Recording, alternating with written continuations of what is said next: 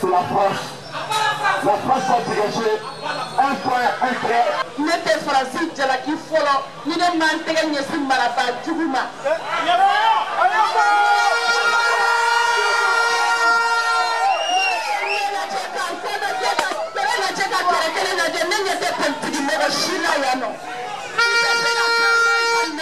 Parce que nous, Nanaya, on peut couvrir des bandits de ta tour, ma cabane, ni ta famille.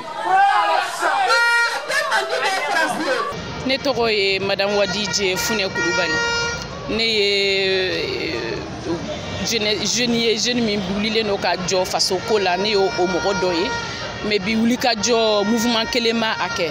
Jeunes de wulila ka bi wuli ka jɔ ni boloda fo ka n'a bila bi la.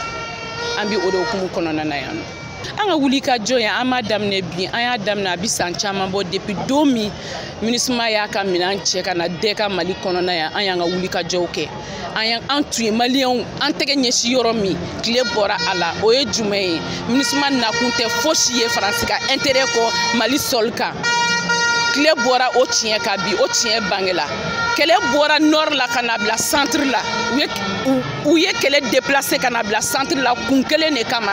U tun bɛ fɛ ka nord sécuriser la. Centre il faut k'u ka balawu wuli yen nɔ k'o fɛnɛ kɛ fédération ye, k'o fɛnɛ fara nord kan. O la Mali bɛ kilan yɔrɔ 3: fédération du nord, fédération du Masina, o ni fédération du Mali. An kun y'an bolo ɲɛsin nin de ma, tile bɔra a la. Bon, trop c'est trop. Jeli bɔnna, an ka sɔrɔsiw bɛ ka faga, civiliw bɛ ka faga, wa u bɛ k'a kɛ siya kelen min fɛnɛ ye, an ko an tɛ sɔn o de ma. An wulilen don ka jɔ o de la. An bi ta kɔni ye meeting ye, bi vendredi in ta ye meeting ye. I n'a fɔ Algérie y'a kɛ cogoya min na, anw jeunes wulila k'an cɛsiri.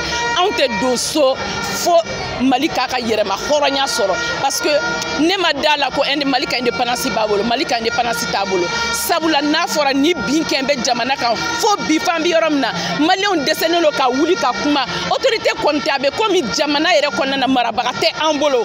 Anw ɲɛ tɛ président na, an hakili tɛ premier ministre la, an ɲɛ tɛ député la. Mali yɛrɛ bɛ komi marabaga tɛ Mali la. Ne tɔgɔ Sidi Keita, ne ye étudiant ye. O bi an nana meeting la, o ye k'an ka nisɔngoya yira France tagabolo min b'a bolo ka ɲɛsin an ka jamana ma. Tiɲɛ yɛrɛ la a man d'an ye parce que n'i y'a ta k'a jateminɛ, an tɛ se ka faamu cogoya si la ko diɲɛ bɛɛ bɛ se ka fara ɲɔgɔn kan ko kana kɛlɛ dɔ ban ko o kɛlɛ ma se ka ban.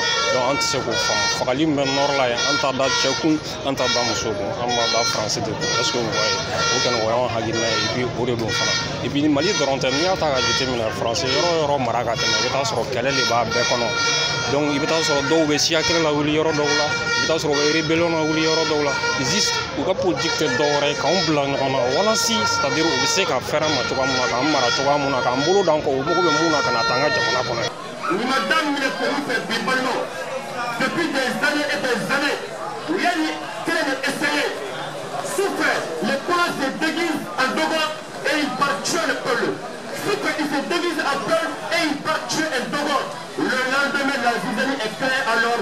Et vous pouvez vous dire qu'il y a une portation. Au fur et à mesure, pour la propre portation, Nazar et Kobo, dans la politique, la France. C'est la France! Ne Adama Tchekoro Kafune Fane, Paranti Fama. Ne nakun ye wula na meeting ko de. Puisque u bɛ ka dangaran faso la a man d'an ye, an tɛ jɛn n'a ye.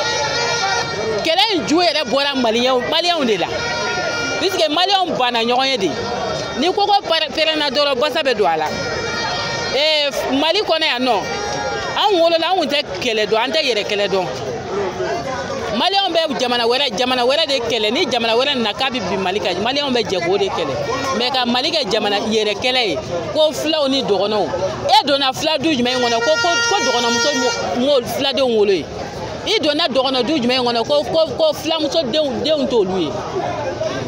Boso jumɛn bɛ yen ko filadenw ko olu ba tɛ fila ye.